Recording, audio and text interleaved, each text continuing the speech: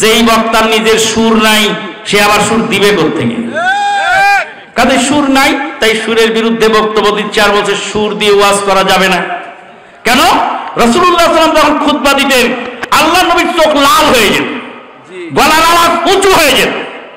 এক হাদিস পড়েছে ওই বক্তাকে বারবার বলেছি এক হাদিস পরে কানাদার জালের মতো ফতোয়া দেবেন।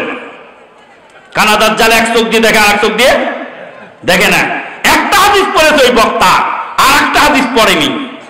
এক হাদিসে আল্লাহর নবী যখন ভাষণ দিতেন, কমান্ডার পাঠাতেন, কি বলে যুদ্ধের ময়দানে সাহাবীদেরকে পাঠাতেন, তখন তাদেরকে বলেন খবরদার, খবরদার কোন নারীর গায়ে হাত তুলবা না যুদ্ধের ময়দানে, খবরদার কোন শিশুকে হত্যা করবা না, খবরদার কোন বৃদ্ধ মানুষের গায়ে হাত তুলবা না। এইভাবে আল্লাহর নবী কমান্ডার স্টাইলে, কমান্ডো স্টাইলে সাহাবীদেরকে বুঝায় দিতেন। সেটা যুদ্ধের ময়দানে যখন পাঠাতেন, হাদিসের শেষ অংশে বলা আছে কান্নাহু মুনদিরু যাইসিন সাব্বাকুম ওয়া মাসাকুম, তিনি যুদ্ধের ময়দানে সৈনিক প্রেরণ করছেন, এইভাবে ভাষণ দিতেন। কিন্তু ইরবাদ বিন সারিয়া রাদিয়াল্লাহু তাআলা আনহু হাদিস, রাসূলুল্লাহ সাল্লাল্লাহু আলাইহি ওয়াসাল্লাম এমন ভাষণ দিলেন যে আল্লাহর নবীর ভাষণ শুনে আমাদের দিল নরম হয়ে গেল। হাদিস শোনেন না? চোখ দিয়ে পানি বের হতে লাগলো। জারাফাত মিনহাল উয়ুন ওয়াজিলাত মিনহাল কুলুব। আল্লাহর নবীর ভাষণ শুনে আমাদের দিল কেঁপে গেল, আমাদের চোখ দিয়ে পানি ঝরলো। আল্লাহর নবীকে সাহাবীগণ বললেন, ইয়া রাসূলুল্লাহ সাল্লাল্লাহু আলাইহি ওয়াসাল্লাম, মনে হচ্ছে আপনি বিদায়ী ভাষণ দিচ্ছেন, আমাদেরকে কিছু ওসিয়ত করুন। এই হাদিসেও কি ওই রকম জোরে জোরে তেজস্বী ভাষায় বক্তব্য ছিল? যে বক্তা সুর দিয়ে বক্তৃতা দেওয়া নিষেধ করেন, সেই বক্তা কিন্তু আবার নিজে বলেন নাহনুল খালিদাতু ফালা নাবিদু নাহনুর রাজিয়াতু ফালা নাসকাতু ফাতুবা লিমান কানা লানা কুন্না লাহু। ফাতেমা কান্দিয়া কয়, আজ বুঝি কারবালার আগুন লেগেছে মোর কলিজায়। এগুলো সুর না? কেন বলেন আপনি বক্তৃতা হবে কাঁদেন কেন? আল্লাহ নবী তো কাঁদেন নেই, আল্লাহ নবী ভাষণ দিয়েছেন, চোখ দিয়ে লাল হয়ে গেছে, লাল হয়ে গেছে। বক্তৃতা হবে কাঁদেন কেন? কাদার দলিল কোথায় বের করে? কাজেই ফতোয়া এইভাবে দিবেন না, ফতোয়া ভালো করে দেওয়ার চেষ্টা করেন, আর আমাদের মুখ খুলাবেন না। আমরা যদি মুখ খুলি তাহলে দেশে টিকা মুশকিল হয়ে যাবে। যে সুর দিয়ে বক্তব্য দিচ্ছে দিক, যে বিনা সুরে দিচ্ছে দিক, যে যেভাবে মানুষের কাছে দাওয়াত পৌঁছায় দিক। তোমার সমস্যাটা কি?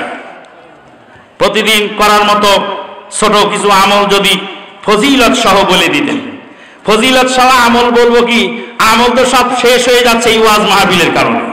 আল্লাহর নবী সাল্লাল্লাহু আলাইহি ওয়াসাল্লাম বলেন, ফজরের সুন্নাত 2 রাকাত সালাত যদি কেউ পড়ে, রাকাতা কাবলাল ফজরে খায়রুম মিনাদ দুনিয়া ওয়া মা ফিহা, দুনিয়ার মধ্যে, দুনিয়ার ভিতরে যত সম্পদ আছে সব সম্পদের চেয়ে উত্তম 2 রাকাত ফজরের 2 রাকাত সুন্নত সালাত।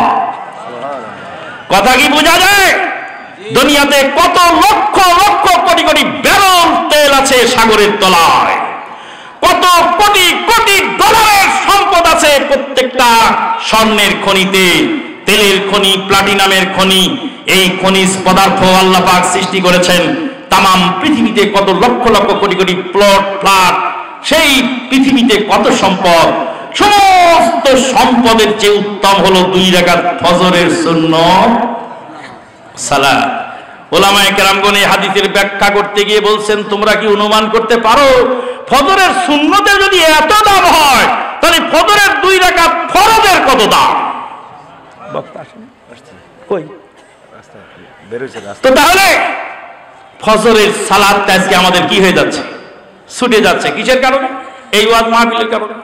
এই ওয়াজ মাহফিল রাত ভরে হচ্ছে। যারা রাত ভরে ওয়াজ শোনে, রাত 2টা 3টা ওয়াজ শোনে, ওয়াজ শুনে বাড়িতে যায়, তারা একটা ফজরের সালাত পড়ে কিনা আমার সন্দেহ আছে। কাজেই ওই ওয়াজ চলবে না যেই ওয়াজে ফজরের সালাত ছুটে যায়। অবশ্যই রীতিটাকে চেঞ্জ করে একটু সামনের দিকে আনতে হবে, যাতে ওয়াজও ঠিক থাকে আবার সালাতও ঠিক থাকে। আর একটা সালার একটা ফজিলতের কথা বলি। বাজারে তো আমরা কম বেশ সবাই যাই, বাজারে তো প্রতিদিন আমরা কম বেশ সবাই যাই। আল্লাহর নবী সাল্লাল্লাহু আলাইহি ওয়াসাল্লাম বলেন, বাজারে ঢোকার সময় কেউ যদি বলে লা ইলাহা ইল্লাল্লাহু ওয়াহদাহু লা শারীকা লাহু লাহুল মুলকু ওয়া লাহুল হামদু ইহয়ি ওয়া ইউমীতু বিয়াদিহিল হাইয়্যু ওয়া হুয়া হাইয়্যুন লা ইয়ামুতু ওয়া হুয়া আলা কুল্লি শাইইন কাদির। উল্টা পাল্টা হয়ে গেল না বাবা? লা ইলাহা ইল্লাল্লাহু ওয়াহদাহু লা শারীকা লাহু লাহুল মুলকু ওয়া লাহুল হামদু ইহয়ি ওয়া ইউমীতু ওয়া হুয়া হাইয়্যুন লা ইয়ামুতু বিয়াদিহিল খায়রু ওয়া হুয়া আলা কুল্লি শাইইন কাদির। এই দোয়া যদি কেউ পড়ে বাজারে ঢোকে, আল্লাহর নবী বলেন তার নামে 10 লক্ষ নেকি তার নামায় আমলে লিপিবদ্ধ হয়। একটা ছোট্ট দোয়া তার ফজিলত হলো 10 লক্ষ নেকি। লালু মুফতির কেতাবের কথা নয়, ভুলু মুন্সির ফতোয়ার কথা নয়, অমুক এমপি অমুক নেতার কথা নয়, সাইয়্যিদুল মুরসালিন সাদিকুল মাসদুক বলেছেন অবশ্যই 10 লক্ষ নেকি আপনি পাবেন যদি এইটুকু পড়েন। প্রত্যেক সালাতের পরে সুবহানাল্লাহ 33 বার, আলহামদুলিল্লাহ 33 বার, আল্লাহু আকবার 33 বার, 3 33 99। আর একবার পড়লেন লা ইলাহা ইল্লাল্লাহু ওয়াহদাহু লা শারীকা লাহু লাহুল মুলকু ওয়া লাহুল হামদু ওয়া হুয়া আলা কুল্লি শাইইন কাদির। আল্লাহর নবীর গুফরাত খাতায়াহু ওয়া ইন কানা মিসলু জাবাদিল বাহর, সাগরের ফেনা পরিমাণ পাপ থাকলে তা maaf হয়ে যাবে। এরকম আরেক ছোট ছোট আমল আছে যেগুলি বলতে গেলে রাতভর হয়ে যাবে। বিসমিল্লাহির রহমানির রহিম। আমার সালাম নিবেন, আসসালামু আলাইকুম। ওয়া আলাইকুম আসসালাম। আমাদের গ্রামের সকল মহিলাই কম বেশি মাঠে কাজ করে, এই সম্পর্কে ক্ষতিকার দিকগুলি কি কি দয়া করে বিস্তারিত আলোচনা করবেন।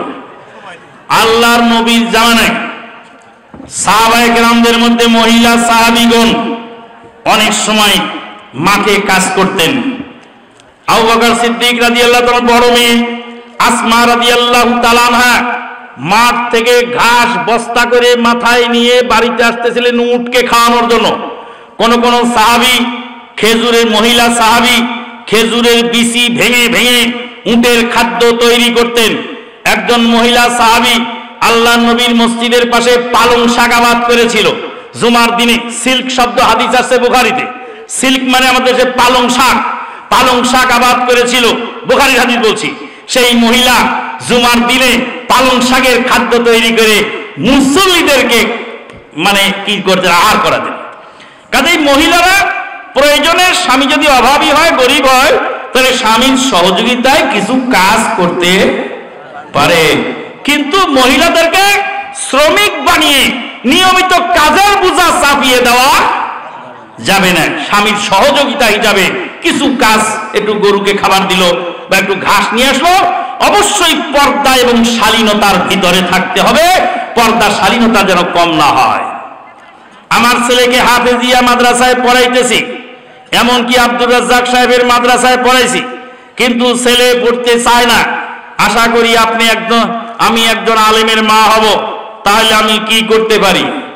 আপনি আলেমের মা হওয়ার জন্য আল্লাহর কাছে প্রাণ খোলা দোয়া করবেন, আল্লাহর কাছে কাঁদবেন। ইমাম বুখারী ছোটকালে অন্ধ ছিলেন। ইমাম বুখারীর মা কাঁদতে কাঁদতে কাঁদতে কাঁদতে তাহাজ্জুদের সালাতে সেজদায় গিয়ে কাঁদতে কাঁদতে কাঁদতে কাঁদতে জায়নামাজ ভিজায় ফেললেন। ইমাম বুখারীর মা রাত্রে শুয়ে আছেন। ইব্রাহিম আলাইহিস সালাম স্বপ্ন যোগে এসে বলছেন, হে ইমাম বুখারীর মা, উঠে দেখো তোমার ছেলের চোখ ভালো হয়ে গেছে। তারপরে উঠে দেখে ছেলের চোখ ভালো হয়ে গেছে। মায়ের দোয়া কবুল হয় না এমন কোন কথা আছে নাকি? আপনি মা হিসাবে দোয়া করবেন, ছেলের উপর বিরক্ত হবেন না। ভেজা তুই ছেলের জন্য অন্য লাইনে আপনি পড়াবেন, সে যদি ইসলামের মৌলিক বিষয়গুলি মেনে চলে। আমাদের দেশে অনেক জেনারেল শিক্ষিত লোক আছেন যারা আলেমের চেয়ে বেশি পরেজগার, আবার কিছু মাদ্রাসায় পড়ুয়া আলেম আছে যাদের আমল দেখলে আশ্চর্য হতে হয়। কাজেই মৌলবী হলেই যে জান্নাত যাবে, মাদ্রাসায় পড়লেই যে বড় আলেম হয়ে যাবে, বিষয়টি এমন নয়।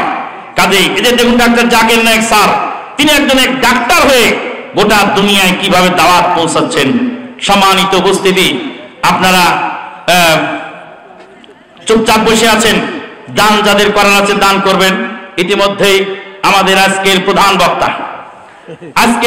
বক্তা আমার ভাই শেখ শামসুর রহমান আল আজাদি হাফিজাহুল্লাহ ওয়া রাআহু ওয়া বারাকাল্লাহু ফি ইলমিহি ওয়া হায়াতিহি ওয়া ঈমানিহি ওয়া আমালিহি ওয়া তাগাম্মাদাহুল্লাহু বিগফরানিহি আল্লাহুম্মা আমিন। ছোটকাল থেকে একসাথে চলাফেরা।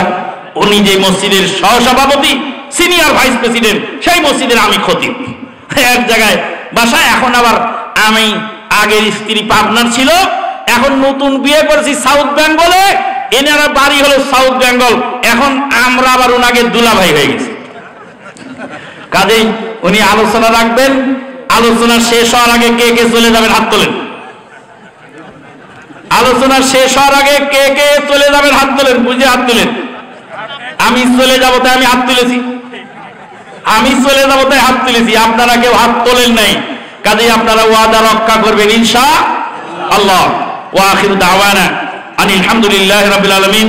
এবার ডাইরেক্ট আমার ভাই শামসুল আমান আজাদি সাহেব আলোচনা শুরু করছেন। ফালিয়াতাফাদ্দাল মাশকুরা। শুরু করে দেন।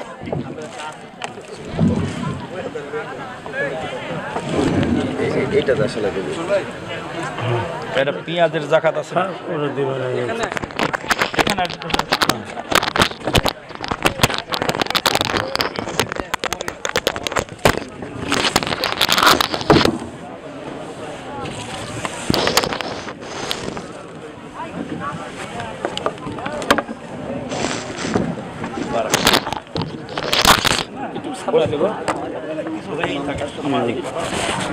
মাইক তো সুন্দর মনে হচ্ছে। দাও দাও দাও।